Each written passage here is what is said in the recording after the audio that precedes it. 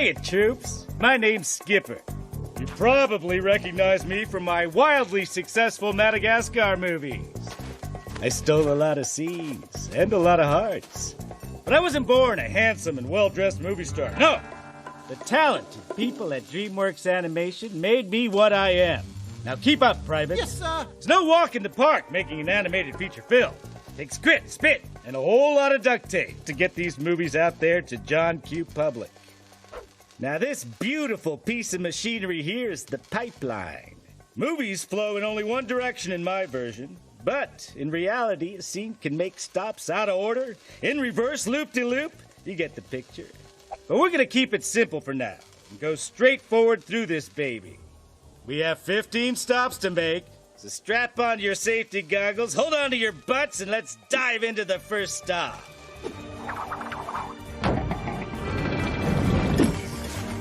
Commence operation, make a movie. First stop, story. Now, great movie ideas don't just jump into our laps. Some are completely original. Some come from children's books, comic strips, really just about anywhere. But here's some exclusive intelligence from the front lines. Madam Director? The director's role in the movie is to have the vision for the film so that the 300 or 400 people working on the film can all be working towards the same purpose. First, we have a script, but a movie is not just a script. We have to visualize it into the medium that you will see in the theater. And the first step to do that is to do a storyboard. The job of a story artist is to take the script and to kind of draw out the comic book version of the movie. We draw thousands of drawings to kind of come up with a sequence, and we take that, we pitch it back to the director, to the story team and producers. They get the visual concept of what the script could be. If everybody likes it, which is doubtful. Well, it's not that doubtful. We do good work, and sometimes they really like it. The story panels are turned over to the editorial department. Yeah! Shiitake mushrooms! Editors cut the sketches together in a story reel, so the directors, producers, and executives can see a blueprint of the movie. Truth is, this elite unit has their mitts on the film throughout the entire process. How's it going there, editorial?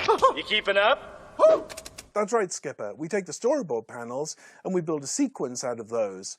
At that time, of course, we don't have any dialogue because the actors have not recorded yet. So we record ourselves doing the voices, the director, storyboard artists, whoever's kind of around who can do a relatively good performance. We then add a little music, sound effects, whatever's needed to tell the story. We try to make it as polished as possible. So that storyboard reel becomes the sort of foundation of the movie. Normally editing is associated with the post-production side of movie making, but in this case, you're right there at the very beginning.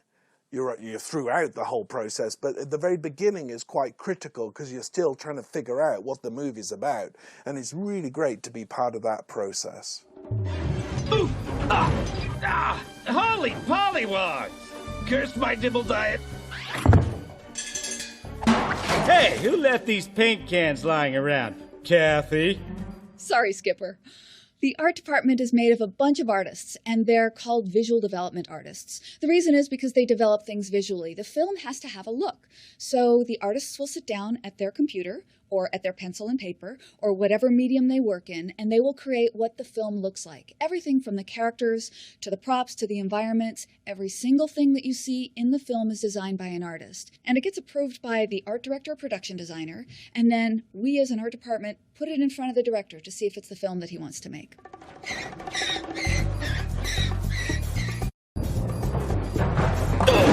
Now this, troops, is the modeling department. They have a tough job around here. Tougher than making a soup sandwich. Tell them what you do, Brian.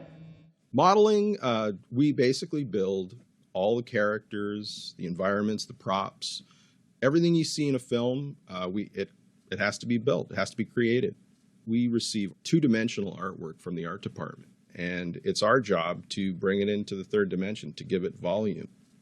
The other thing that we do is we create or we sculpt the characters. We get drawings from the character designers, and then what we do is we end up with an armature or a wireframe of the character, and then we have to basically sculpt that character and make it look good from every possible angle. I'm just held together with wires. That makes me feel empty inside. Now modeling hands off all their digital sculptures to rigging. Riggers, or character TDs, design how the character moves. We're essentially puppet makers. We place all of the joints, muscle, and fat underneath the skin. Hey, who are you calling fat? Sure, I'm a little chubby, but underneath is a svelte armature. And we make all of the skin deform, so every little wrinkle that you see, every facial expression, that's a control that we put in so that the animators can take this digital puppet and act with it. Now, I've been called a lot of things, but fat and puppet are not my favorites. So let's move onward, shall we? We'll slide into the surfacing department next. Coming out of modeling, characters, props, and environments are flat and gray. Yikes! Not my best look. Surfacing artists add colors and textures, making the surfaces look smooth and shiny like glass, bumpy and gritty like dirt, or slick and suave like a handsome penguin. Surfacing artists determine the surface quality of particular assets or characters. Basically, the color, the texture, or how the light interacts with the surface itself. So we have a material library which is comprised of like metals, woods, plastics, and that kind of thing. So take metal, for example. It can have paint on top of it, it can have dirt, it can have rust, it can have scratches, various things, and we would add that. Flippin' fish sticks! There's my cheesy dibbles. I wondered where those went. Rough layout is where all the pieces start coming together. It's where the movie starts looking like, well, a movie. Rough layout is an interesting department because it comes sort of at the nexus point of pre-production and production. So we receive information in the form of storyboards from the story department and then recreate them in 3D space on the computer with a virtual camera, where we determine the cinematography for the film and the initial staging and blocking for the characters. So we're sort of the gateway into production. Final layout. Sounds like we're almost done. But guess what? We're not. By a long shot. That's right, Skipper. After Rough Layout finishes their shots, the first job we do is to prepare the shots for animation, and that's called anim prep. We'll create a master shot, replacing all the simplified characters in geometry with a higher res version that other departments have created. And we'll prepare that for animation by placing in the character in a start position, and animation will take that scene and animate it. Then the shot will come back to us and we'll do final set dressing. We also do a stereo pass where we'll set the stereo for the left and the right eye. We are preparing the final composition. We look for opportunities to try to have it an immersive experience and to draw in the audience. The character animators start bringing the characters to life. So in traditional animation, we used to draw all the keyframes of the character, and then that would get played back at 24 frames per second. So nowadays, we don't really draw that much anymore. We really just kind of pose out the character using this CG puppet. There's sometimes 3,000 controls in one character. With the dragons on How to Train Your Dragon, we had 5,000 to 6,000 controls. Animation is basically like, if you were to compare it to live action filmmaking, we're kind of like the actors. So we'll look at reference online, we'll shoot reference in the acting room, and then we'll import that a lot of times into our software, and we'll use that to start animating. We try to bring the personality and the performance to the characters, and we figure out how they walk, how they talk, how they move. Now remember, that elite unit editorial has been keeping the movie together this whole time. How's it going there, editorial? You keeping up? Yes, Skipper. Tight fit. Oh, I wish I didn't find those cheesy devils. Someone slimmed down my wireframe. Do you think you have what it takes to make like it never even happened happen? Like this? Like that? Woo! Then you belong at the #1 brand in property restoration. Join ServPro and experience great pay, career advancement from entry level to management, and even ownership. Here you go, boss. And access to the best training available. Oh, I'm sorry. Got what it takes? Visit servpro.com/careers and apply today. The crowds department is in charge of the extras of the film. That's right, Skipper. Ideally, an animator in the animation department would be able to animate all the characters on screen. But if there's just too many to handle, then that becomes property of the crowd department, because there's just no way that one human can animate all those things. So we'll try and achieve the performance that the director wants through automated ways. We'll create just a few little animations that can be applied en masse to a whole bunch of characters. Walking, talking, buying a hot dog, whatever actions we need for a particular scene. And then we'll take all those actions and put them together with a brain, like a robot brain that decides what actions to use when. And in the end, we can achieve a performance that looks like a crowd doing a multitude of different actions. Character effects are all the things on a character's body that need movement and style. The character effects department is responsible for everything that's moving on a character that is not the character animation itself. We do clothing simulation, hair dynamics, fur interaction, prop animation, anything that characters are interacting with. If we need to put the squish in a character's fingers when they interact with the object, if they sit on a couch and the cushions underneath them need to bulge and deform, that's character effects. Time for effects! The fun stuff! Explosions, demolitions, massive wreckage and destruction. The kids love it! Whoa, whoa, whoa. It's not just explosions and demolitions. We do a ton of different things. We, at effects, have to pay attention to all the little details that you take for granted in live action.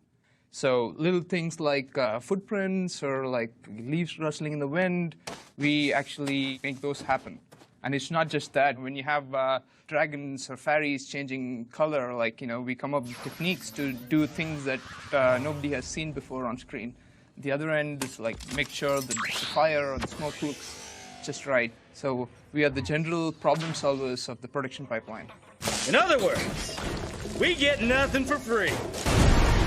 Hoover damage! The pipe has sprung a leak. Kulski!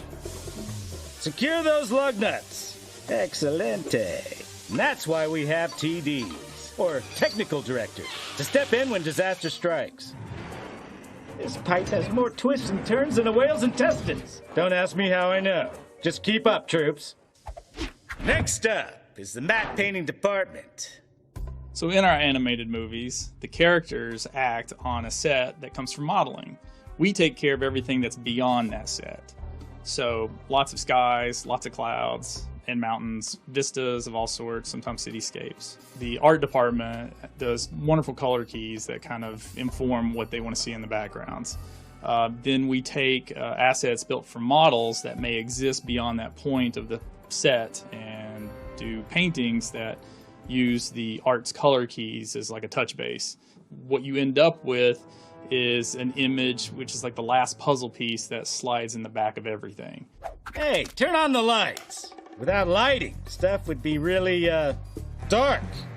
So in lighting, we take the cameras, we take the models, we take the animation, and we take the surfacing, and we use computer-animated lights.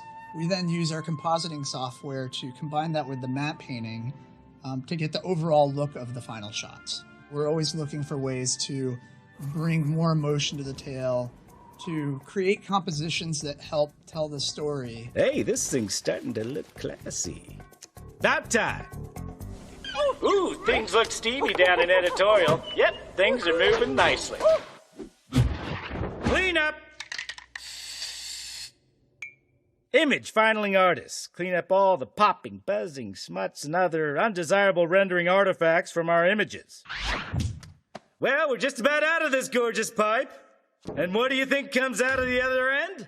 A movie! Almost, Skipper. First, we have to complete the music and sound. While all that great work is being done at DreamWorks campuses, a composer comes in and writes some music that heightens and enhances the story, and will record the actual score with an orchestra. Then the final mix happens, where audio levels, the equalization, the perspective and special treatments on dialogue are all mixed into the final version of the film. And Viola! A perfectly formed animated feature film is born. Hello, little guy. We started with an idea, wrote a script, storyboarded, Visualized, matte painted, modeled, rigged, surfaced, recorded, laid out, animated, affected, lit, and boom. Released. That, friends, is how you make a movie. Nice.